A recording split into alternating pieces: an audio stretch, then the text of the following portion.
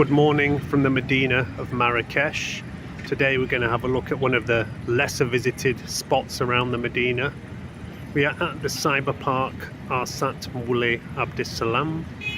We're literally across the street behind those palm trees from the Ensemble Artisanal, the local handicraft centre. Just a few minutes walk from the Kutubia Mosque, which you can see in the background over there. At the entrance, on the left-hand side, there's a small little free museum about the history of telecoms, worth a quick 5-10 minute look. On the right-hand side of the entrance, there's a Marrakech Telecom sales office where you can pick up a SIM card if you didn't manage to get one at the airport. Moulay Abdeslam was a 17th century prince, and this park has been recreated to the original park that he made hundreds of years ago. Let's go inside.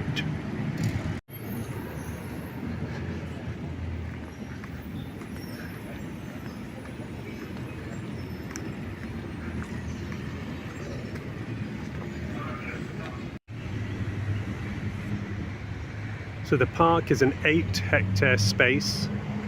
It was reopened about 20 years ago after a big refurb program. The king himself wanted it recreated and has spent quite a lot of time and resources, also sponsored by Marrakech Telecom, which is why they get a sales office and their name everywhere around it. There was also a space for open Wi-Fi for people who couldn't afford it at home to come and connect to the Wi-Fi on their phones or laptops over here. That's why it's called a cyber park.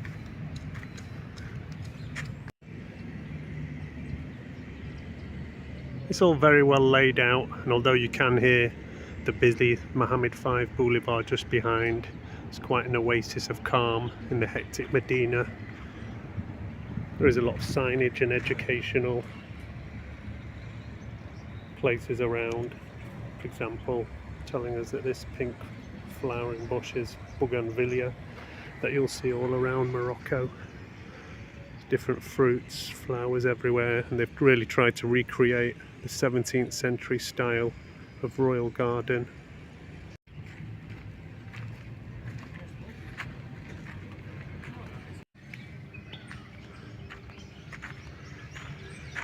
You will see these green electronic screens all around the park, and that's the only bit that's not been well maintained. They used to work, had a lot of information about Marrakesh, about the environment, but they've not been working for a while, and I'm not sure when they'll be refurbished and turned on again. But there is still bits of info all around the park about the rehabilitation of it and how they brought it back to life. It's in French, English and Arabic, and you can see school trips coming over here to learn about the environment.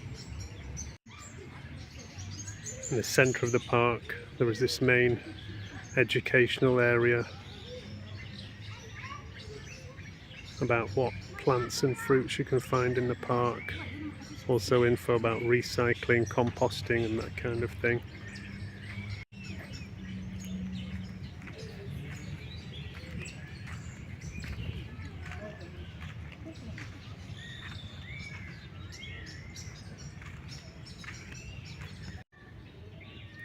Good learning opportunity for kids and also adults. I learnt today that Morocco is the second largest producer in the world of carob. There's a decent free Wi-Fi connection all around the park, but just past the learning zone is this section that they're calling the cyber space, where you get the strongest Wi-Fi. So yeah, good area to come if you haven't got a local SIM card and data to connect to Wi-Fi. There are also some relatively well maintained toilets here, which is hard to find in Morocco.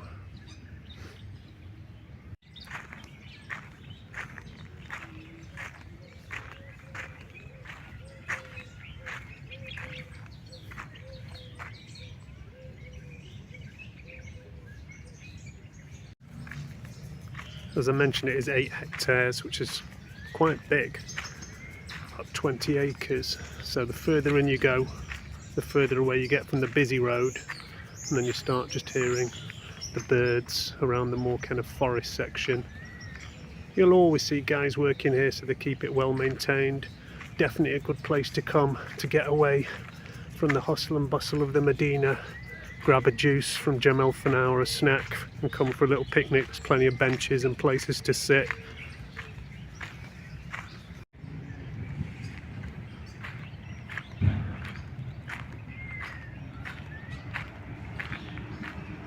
Now we're coming back towards the exit. You don't have to enter and exit the same place. There's 2 different areas to come in and out, both along the main Mohammed 5.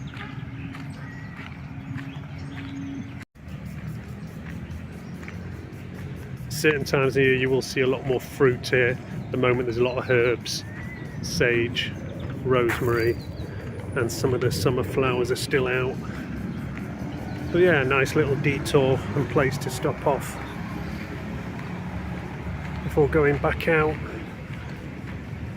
to the main Mohammed 5 Boulevard.